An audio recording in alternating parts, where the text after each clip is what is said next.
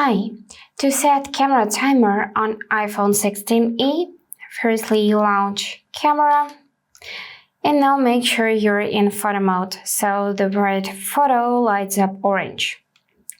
Now you need to tap on this arrow on the top to open camera's quick settings, and from the list, choose this mini timer icon. Once you selected it, you should see 4 options: timer off, 3 seconds, 5 and 10 seconds.